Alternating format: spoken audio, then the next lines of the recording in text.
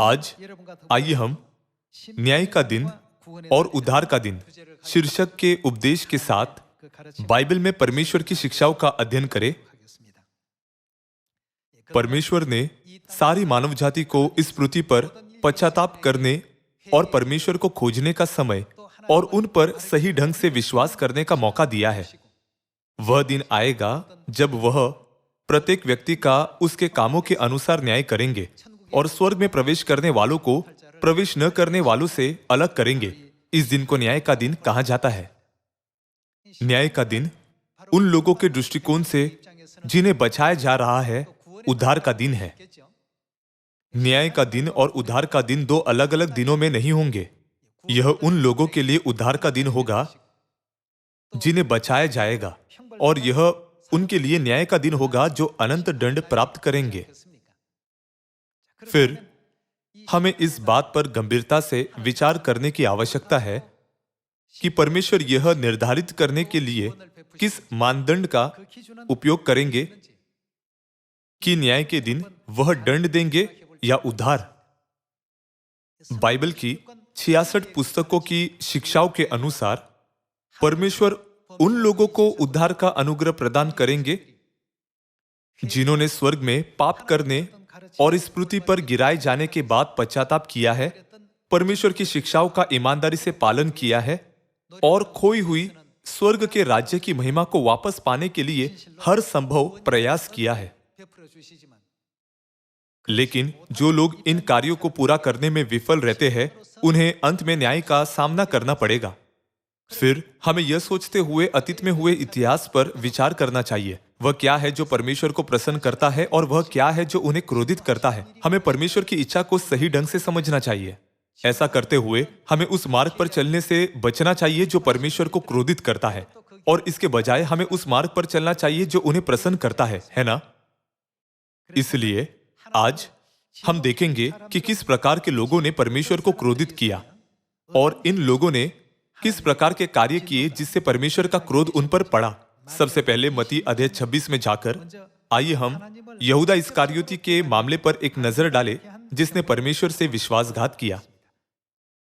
मत्ती अध्याय 26 आयत 20। जब सांझ हुई तो वह 12 के साथ भोजन करने के लिए बैठा। जब वे खा रहे थे तो उसने कहा, मैं तुमसे सच कहता हूं कि तुम में से एक मुझे पकड़वाएगा। इस पर वे बहुत उदास हुए और हर एक उससे पूछने लगा, हे गुरु, क्या वह मैं हूं? उसने उत्तर दिया, जिसने मेरे साथ थाली में हाथ डाला है वही मुझे पकड़वाएगा। मनुष्य का पुत्र तो जैसा उसके विषय में लिखा है जाता ही है, परंतु उस मनुष्य के लिए शोक है जिसके द्वारा मनुष्य का पुत्र पकड़वाया जाता है। उसके लिए क्या भला होता यदि उस मनुष्य का जन्म ही न होता, तो उसके लिए भला होता। बाइबल के अनुसार यहूदा इस्करियोती के यीशु को धोखा देने और बेचने का एक कारण यह था कि यीशु के सभी कार्यों ने उसकी अपेक्षाओं को संतुष्ट नहीं किया। यीशु जहां कहीं भी गए वहां ऐसे लोग थे जिन्होंने उनकी शिक्षाओं को स्वीकार किया। दूसरी ओर ऐसे लोग भी थे जिन्होंने उनकी निंदा की और उन्हें रोका। ऐसे लोग थे जिन्होंने यीशु की स्तुति की और ऐसे लोग थे जिन्होंने वह नहीं किया। भले ही यीशु का उपहास किया गया, वह चुप रहे और उन्हें केवल मानव जाति के उद्धार की चिंता थी। यहूदा इस्करियोती ने यीशु से उन सभी रोमियों को एक पल में नष्ट करने की अपेक्षा की थी जिन्होंने इजरायलियों पर अत्याचार किया था। उसने अपेक्षा की कि यीशु इजरायलियों के लिए एक दिन में रोमन साम्राज्य का सत्यानाश कर देंगे। उसने अपेक्षा की कि मसीह एक शक्तिशाली योद्धा होगा जो प्रतिभा से भरा हुआ होगा, उसके पास प्रबल नेतृत्व कौशल होगा और वह युद्धों में विजयी होगा। लेकिन उसने यीशु में उन विशेषताओं को नहीं पाया। इसके बजाय यीशु हमेशा बहुत दयालु, नम्र और शांतिपूर्ण थे। उन्होंने केवल परमेश्वर के अदृश्य राज्य के बारे में बात की। इसी कारण यीशु पर यहूदा इस्करियोती का विश्वास कमजोर होता गया। शुरुआत में उसे यीशु पर इतना दृढ़ विश्वास था कि वह प्रेरितों में से एक बनने में सक्षम था, है ना? लेकिन जैसे जैसे उसने यीशु को ध्यान से देखना जारी रखा, उसने निष्कर्ष निकाला कि यीशु उससे अलग नहीं है। यीशु उसकी दृष्टि में उससे बेहतर नहीं लग रहे थे। इसलिए उसने महायाजकों के साथ मिलकर यीशु को 30 चांदी के सिक्कों की कीमत पर बेचने की योजना बनाई। परमेश्वर हमसे पूछ रहे हैं, आपको क्या लगता है कि न्याय के दिन यहूदा इस्करियोती का क्या होगा?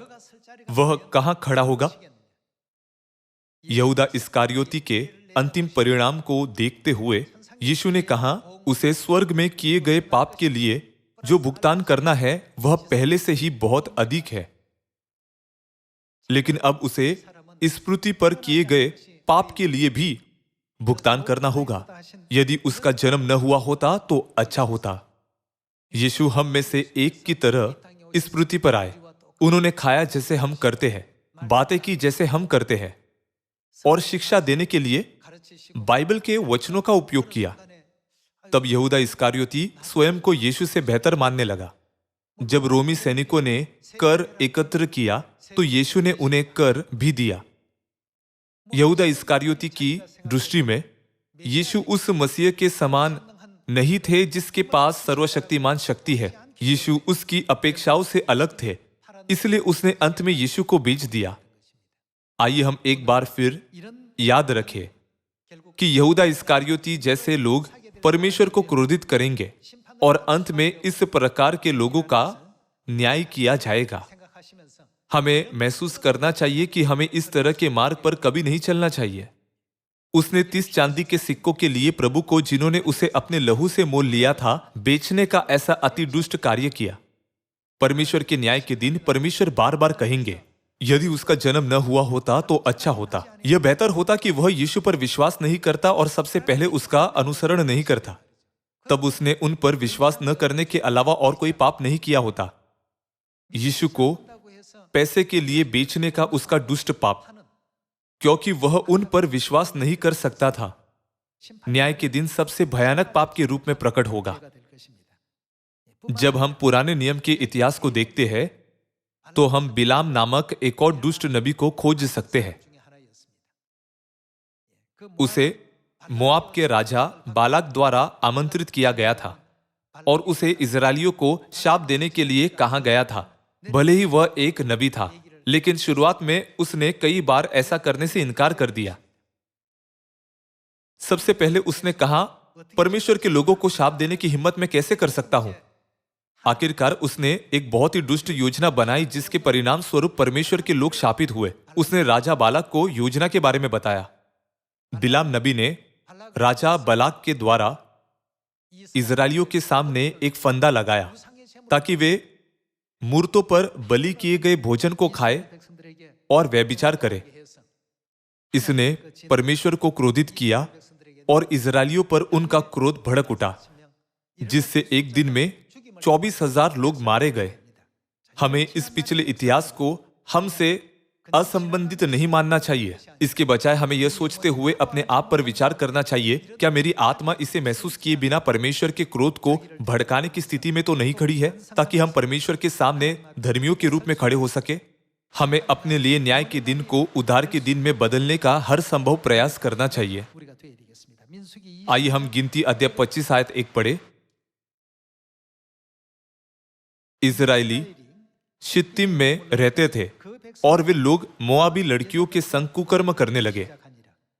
और जब उन स्त्रियों ने उन लोगों को अपने देवताओं के यज्ञों में न्योता दिया, तब वे लोग खाकर उनके देवताओं को दंडवत करने लगे। यो इजरायली बालपोर देवता को पूजने लगे।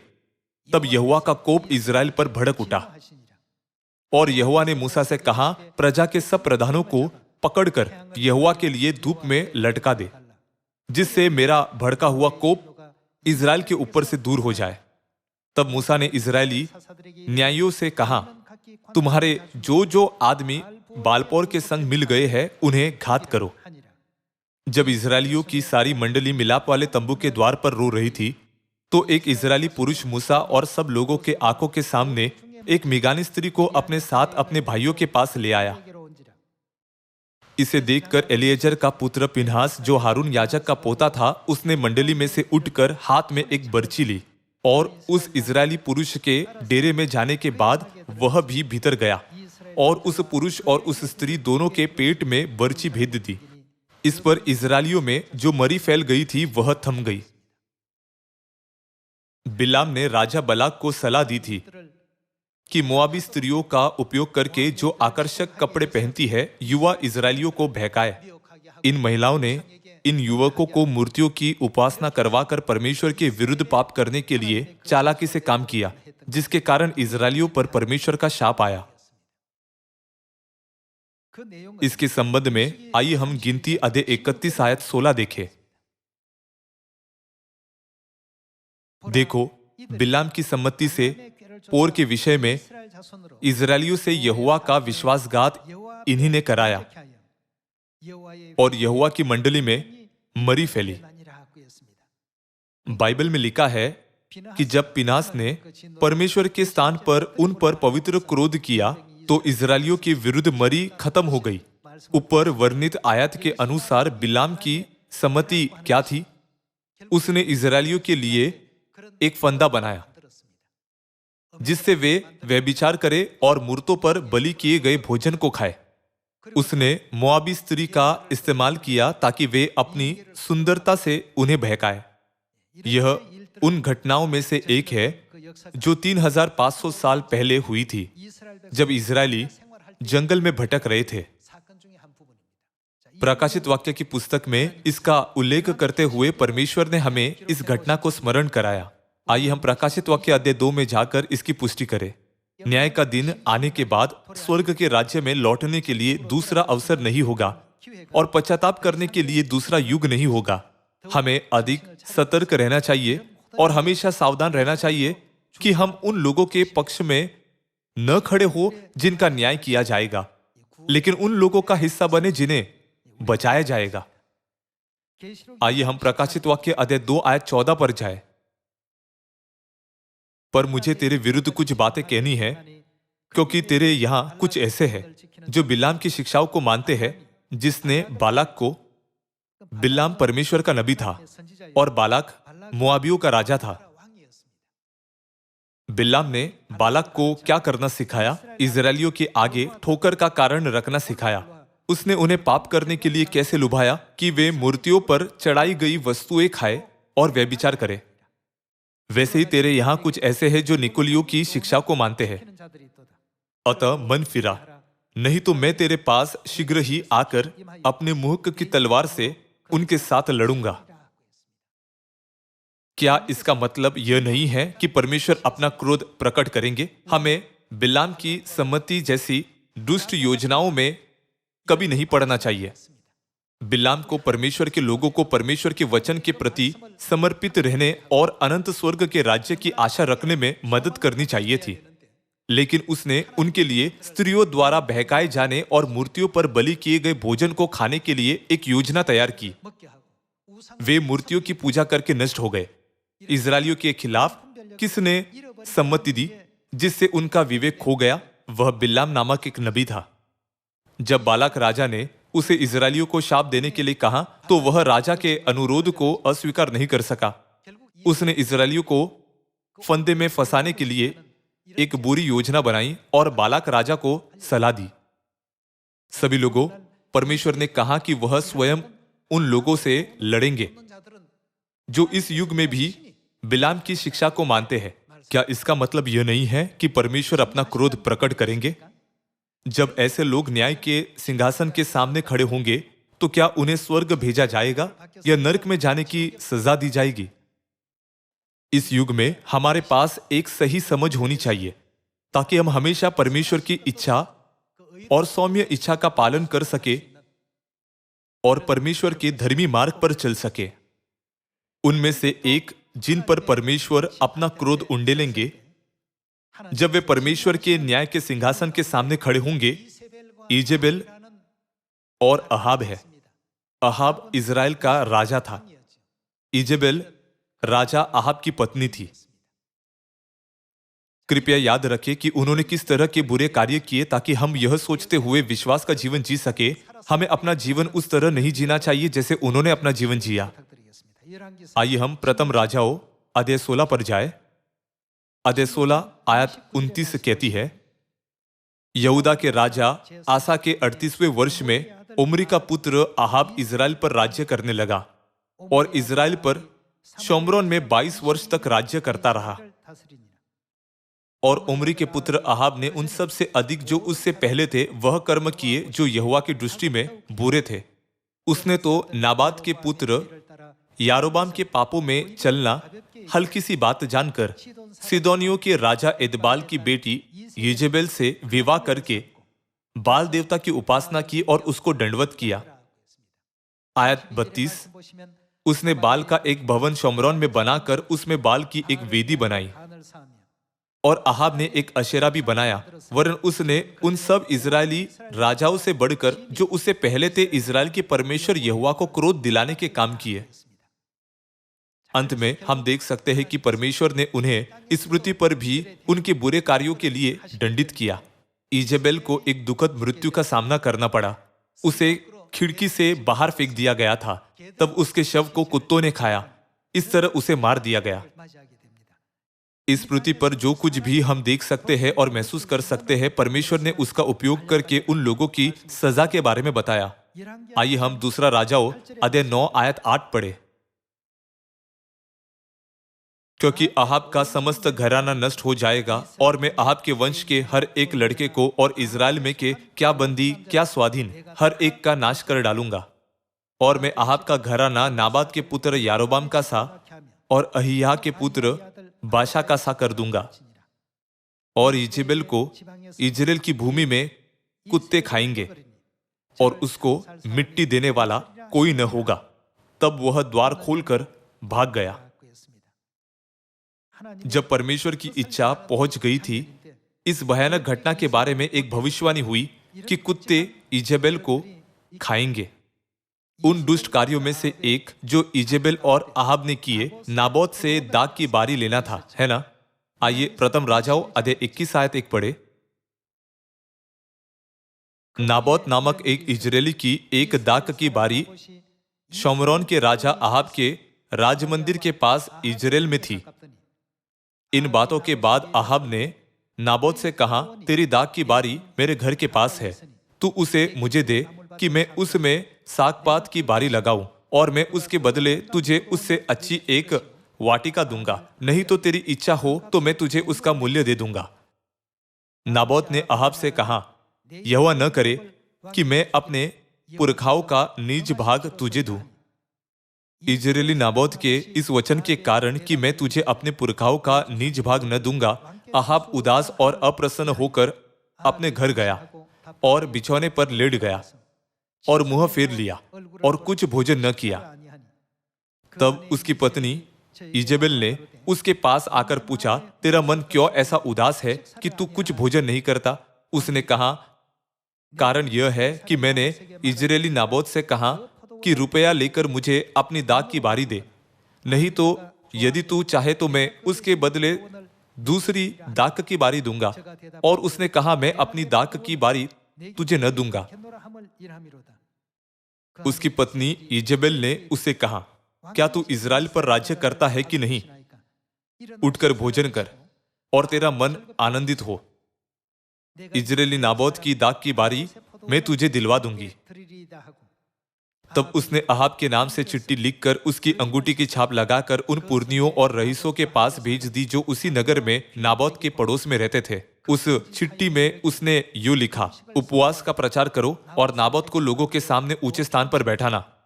तब 2 नीच जनों को उसके सामने बैठाना जो साक्षी देकर उससे कहे, तूने परमेश्वर और राजा दोनों की निंदा की। तब तुम लोग उसे बाहर ले जाकर उस पर पथराव करना कि वह मर जाए। यह इजेबेल की दुष्ट योजना थी।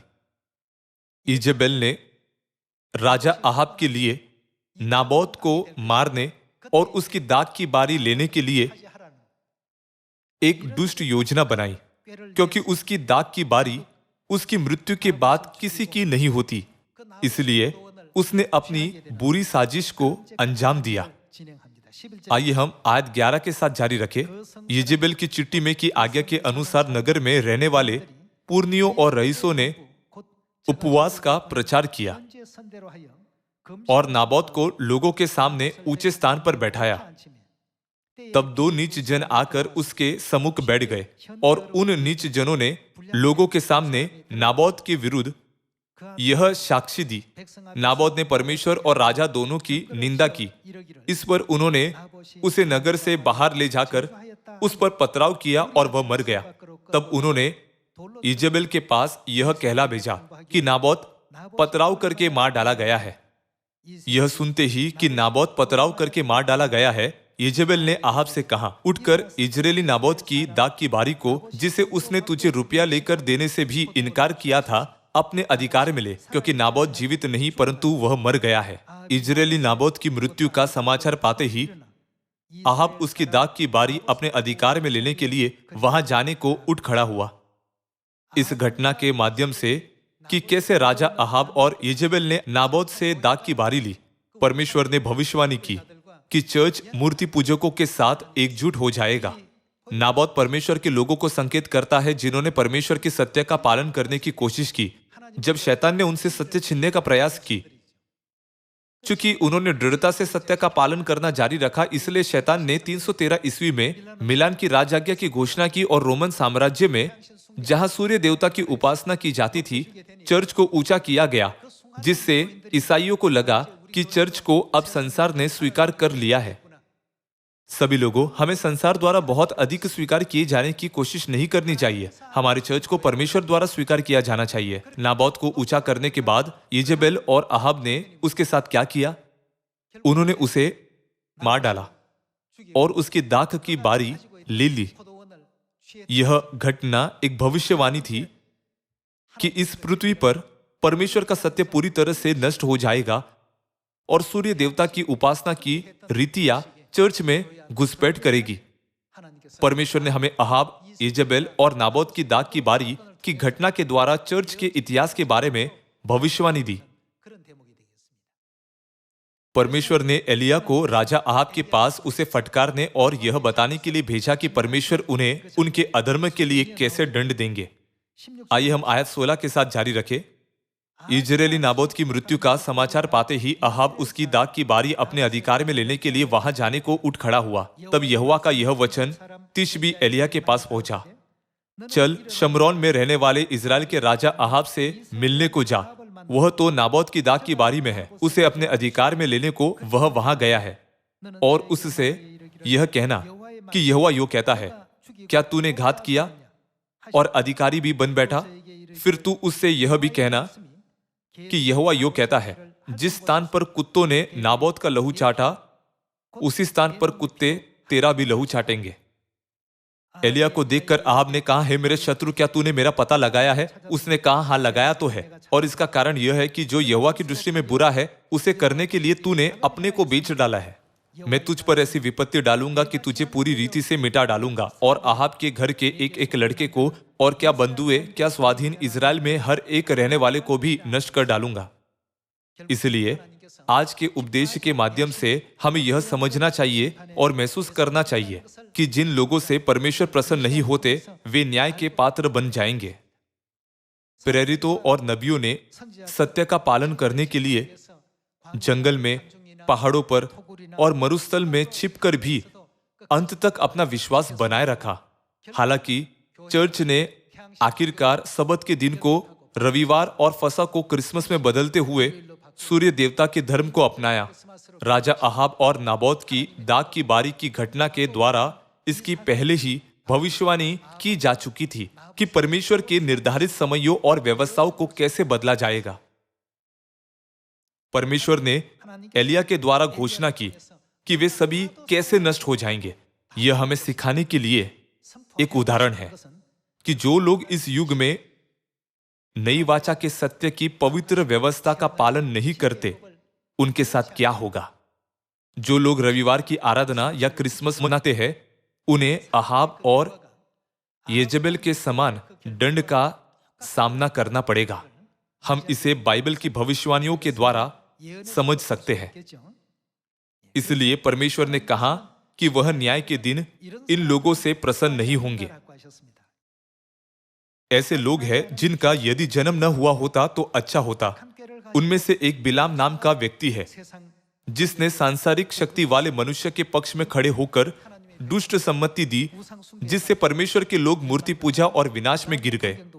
इजेबेल और अहाब के मामले के माध्यम से हम यह भी देख सकते हैं कि परमेश्वर उन लोगों का न्याय करेंगे जो अन्य लोगों की सूर्य देवता की उपासना करने के लिए अगुवाई करते हैं। आइए हम मत्ती अध्याय 7 आयत 20 में जाकर इसकी पुष्टि करें कि यीशु ने न्याय के दिन इस दृश्य के बारे में कैसे व्याख्या की।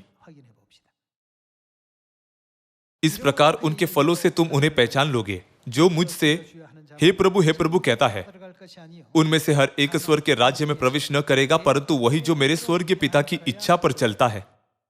उनके लिए जो पिता की इच्छा पर चलते हैं, अर्थात उनके लिए जो स्वर्ग में प्रवेश करेंगे, न्याय का दिन उद्धार का दिन होगा। आयत 22 कहती है, उस दिन बहुत से लोग मुझसे कहेंगे, हे प्रभु, क्या हमने तेरे नाम से भविष्यवाणी नहीं की और तेरे नाम से दुष्ट आत्माओं को नहीं निकाला और तेरे नाम से बहुत से आश्चर्य कर्म नहीं किए?